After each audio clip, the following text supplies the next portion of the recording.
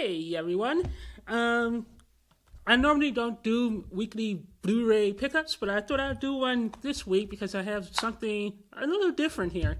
Everyone here knows everyone who watches me or read me for a long time knows I love a good musicale. So I went on I saw The Bodyguard in Baltimore last week, and oh my God, The Bodyguard is so amazing. Deborah Cox really did channel Whitney Houston in that thing. That was one of my favorite musicals I've seen in quite a while. It was awesome. So I was on a whole musical kick. So I went on Amazon to see what kind of musicals are available on Blu-ray, and they were actually on sale for like $10. So I actually ended up picking up Cats. I had a copy they show on public broadcasting. It's terrible. So I wanted to get an official Blu-ray version of the musical. It's not one of my favorite musicals, but I do love the soundtrack to Cats. And then one of my favorite musicals, Memphis, is actually also available on Blu-ray, and this only cost me $8.99, so I actually picked that up this week.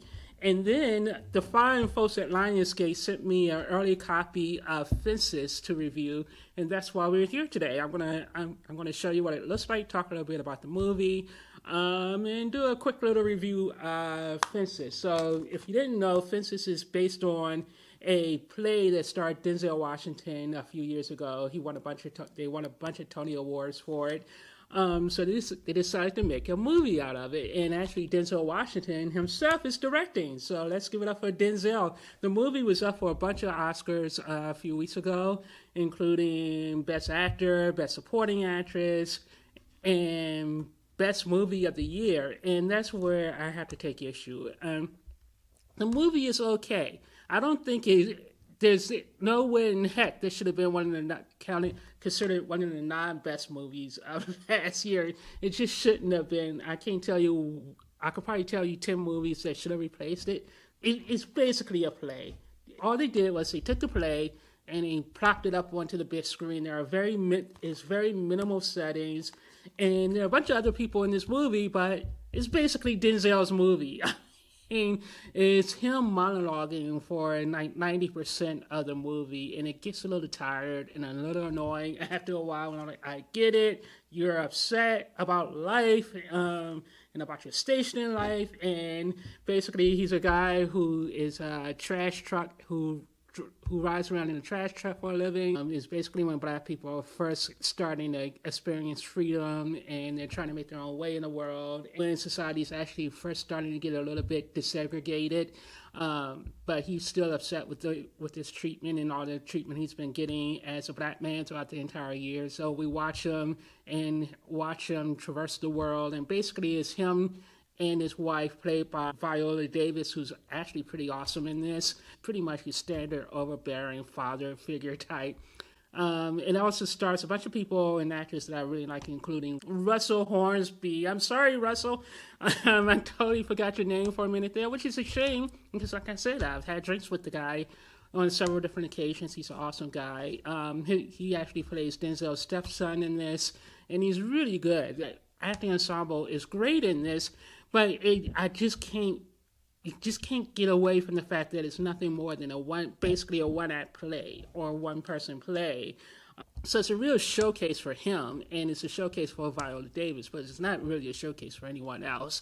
So that was my problem with it. And the ending of the movie felt a little weird. So I'm not sure why this was nominated for a Best Picture. Definitely see why it was nominated for the acting categories, because Denzel and Viola are amazing in this. They really are. The Blu-ray is a little disappointing because I popped this into both my new Sony 4K machine that upscales everything and in my Xbox One S.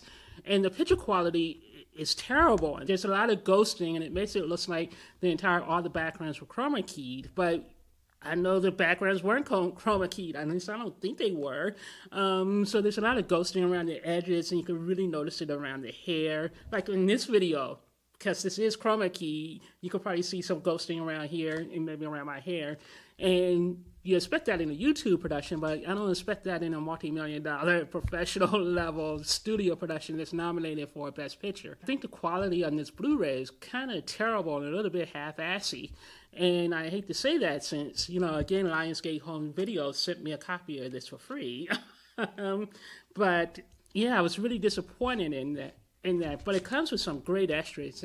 There are five different extra. There are five different featurettes feature here that talks about every aspect of the filming of this movie, and basically it tells about an hour's worth of extra features. There wasn't a commentary track from Denzel, which would have been nice. But I like the extras on this because there's an extra that talks about the play and how it won a bunch of Tony Awards. There's an extra about the original writer of the screenplay, and they actually interview him. So yeah, it's really good. I really like the extras. The movie is just so-so. Let me unbox this real quick. The unboxing is pretty lame because all it is, it gives you a digital code. The digital code is actually available for both iTunes and Ultraviolet, but it's annoying because, again, Paramount Pictures made it difficult to redeem stuff on Ultraviolet. So now you have to have a subscription. You have to sign up for Paramount's online Ultraviolet website and then link it to your Ultraviolet account before it show up on your Vudu or whatever your other Ultraviolet application of choice is. So I hate it when the studios make stuff unnecessarily difficult. Why can I not just go to Vudu, click redeem, enter in my code, and call it a day like everyone else does? So yeah, and here's your Blu-ray right here. So yeah, that's my review of Fences. I would give the movie probably a C. I didn't like it. It's an okay movie, worth watching once. I wouldn't watch it again. The picture quality on this is terrible. And there are spots where it actually looks sharp and clear like it's supposed to, but the ghosting, I can't get past the ghosting on a lot of the scenes. So I would actually give the transfer probably a C-. The transfer is terrible. The audio track is really nicely done. It's in 7.1, which is kind of pointless for a movie like this, but it's really nice. So yeah, the overall collection, I would give this probably a C. It's only worth to pick up if you really like the movie. Otherwise, I would just recommend getting this when it goes on sale. Or if you're an Oscar completist like I am, where you want to have all 9 best picture nominees, then you get it. But otherwise, not very many people like me who are Oscar completists. So yeah, this is Fences on Blu-ray.